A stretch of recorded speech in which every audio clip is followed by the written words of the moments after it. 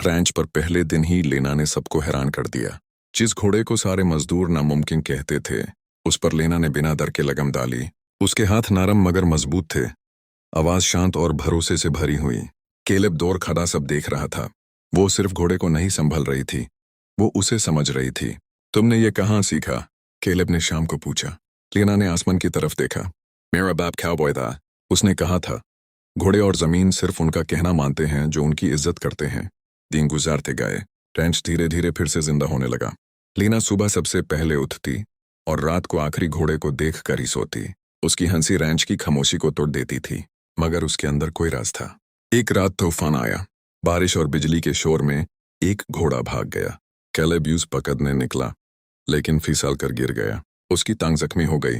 लेना बिना सोचे समझे घोड़े पर चढ़ी और अंधेरे में गायब हो गई। घंटों बाद जब वो लौटी, घोड़ा साथ था और आंखों में आंसू।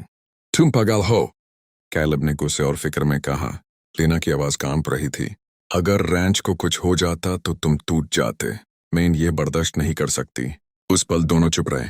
बारिश के शोर के बीच एक अंकाए एहसास ने जगह बना ली। अली सुबह कुछ लोग रैंच पर आए। उन्होंने लेना को पहचान लिया। यह वही लड़की है, उनमें से एक बोला, जो रेस ट्रैक से भाग गई थी। इसका खून सिर्फ घोड़ों के लिए बना है। केलेब ने पहली बार समझा। लेना टू वाइल्ड इसलिए नहीं थी कि वो जिद्दी थी, बल्कि इसलिए कि वो छोटी जिंदगी के पिंजरे में बैंड नहीं हो सकती थी। और उस लगा शायद वो भी नहीं। रैंच पर पहले दिन ही लेना ने सबको हैरान कर दिया। जिस घोड़े को सारे मजदूर नामुमकिन कहते थे, उस पर लेना ने बिना डर के लगम डाली। उसके हाथ नरम मगर मजबूत थे, आवाज शांत और भरोसे से भरी हुई। केलेब दौर खड़ा सब देख रहा था। वो सिर्फ घोड़े को नहीं संभल रही थी, वो उसे समझ रही थी। तुमने ये कहाँ सीखा? केलेब ने शाम को पूछा। लेना ने आसमान की तरफ देखा। मेरा बाप काउबॉय था, उसने कहा था। घोड़े और जमीन सिर्फ उनका कहना मानते हैं जो उनकी इज्जत करते हैं। दिन गुजारते गए, रैंच धीरे धीरे फिर से जिंदा होने लगा। लीना सुबह सबसे पहले उठती और रात को आखिरी घोड़े को देख कर ही सोती। उसकी हंसी रैंच की खामोशी को तोड़ देती थी, मगर उसके अंदर कोई राज था। एक रात तूफान आया। बारिश और बिजली के शोर में एक घोड़ा भाग गया। केलेब यूज पकड़ने निकला, लेकिन फिसल कर गिर गया। उसकी टांग जख्मी हो गई। लेना बिना सोचे समझे घोड़े पर चढ़ी और अंधेरे में गायब हो गई। घंटों बाद जब वो लौटी, घोड़ा साथ था और आंखों में आंसू।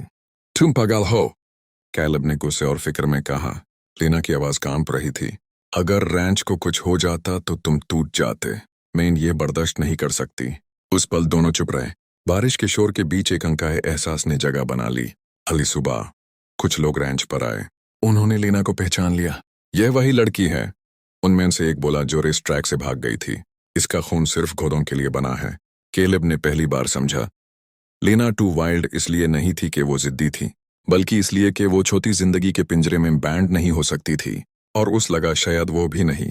सच धीरे धीरे सामने आया। लेना एक मशहूर राइडर की बेटी थी। लोग उसकी हिम्मत से डरते थे।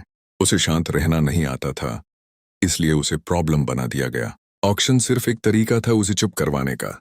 केलेब को गुस्सा आया। उन्होंने तुम्हें इन चीज समझा, उसने कहा।